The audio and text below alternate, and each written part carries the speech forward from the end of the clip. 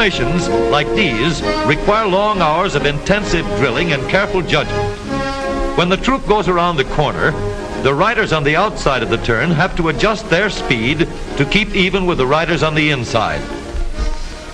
The man on the outside has to ride a lot farther and a lot faster in order to keep up with the parade. The outside wheels must spin faster than the wheels on the inside because they have a greater distance to travel in the same length of time. When a wagon turns a corner, the wheels can travel at different speeds because each one can turn freely on the axles. And in the early automobiles, the rear wheels turned separately and only one wheel was connected to the engine. But when only one wheel was driven by the engine, it had to do all the work, and it couldn't get a good enough grip on the road to do its job properly. So the one-wheel drive was soon out of date.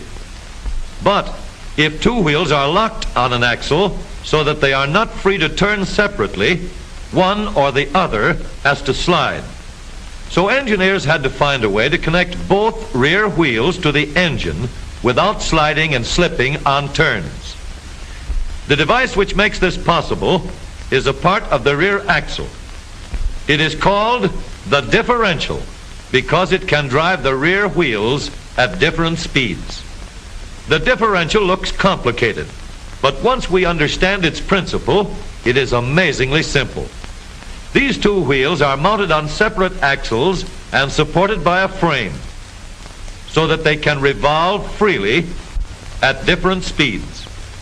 Let's fasten a spoke on the inner end of each axle so that by turning the spokes, we can turn each wheel separately. With a bar or crosspiece, we can turn both wheels in the same direction at the same rate of speed. Let's get something to hold this bar in place so that it will press against the spokes. Notice that this support is not locked to the axle. It turns freely. Now we can spin the wheels by rotating the support. This is fine as long as both wheels are able to turn at the same speed. But let's see what happens when we go around the corner. With this arrangement, we cannot drive one wheel faster than the other. And if we stop one wheel, the other wheel won't budge. Let's put this bar on a pivot so that it can swing in either direction.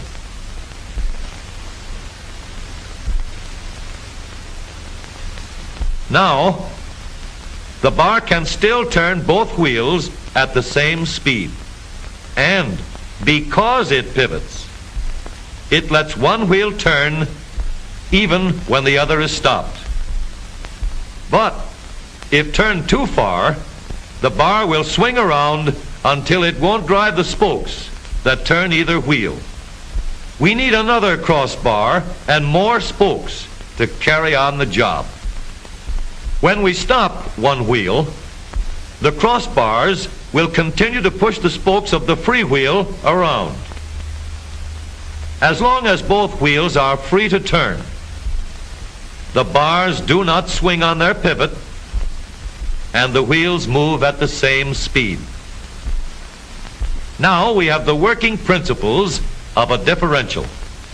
To adapt the model for use in an automobile, we will have to make a few changes. In order to reduce the jerky action caused by wide spaces between the spokes, we will put in more spokes. Further filling in the spaces between the spokes gives steadier, more continuous action, and changing the shape gives firm, constant contact. Now we can make the gears thicker and stronger, and we have differential gears. The edges are cut so that they will fit together more smoothly and silently. And another gear is added to share the work of driving the axles. The principle is the same. In order to turn the support and drive the wheels, we can fasten a large gear here, connected by a smaller gear to a source of power.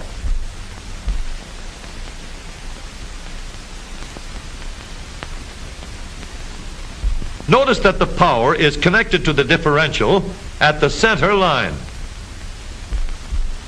We can make our model more compact by moving the gears closer together. When we put our differential in an automobile, we have to leave room for the drive shaft, which carries the power from the engine. We may build the floor of the car above the drive shaft. But if we do, we won't have much room inside unless we make the top of the car high too. Of course, we could lower the floor and ceiling, but the drive shaft would be higher than the floor. This would have disadvantages. A shaft in the middle of the floor of an automobile would be inconvenient for passengers and would be awkward for carrying luggage. Today, engineers have found a way to make the car roomier and closer to the road without a clumsy shaft above the floor. The drive shaft from the engine to the differential is lowered out of the way, and the drive shaft is connected to the rear axle at the bottom. The new low center drive makes the rear axle quieter, stronger, and more durable because it gives better, smoother contact between the gears. The automobile of today with the low center drive is stronger and more rugged. Every part of the rear axle has been built to withstand strains far greater than it will ever meet on the straightaway or around the corner.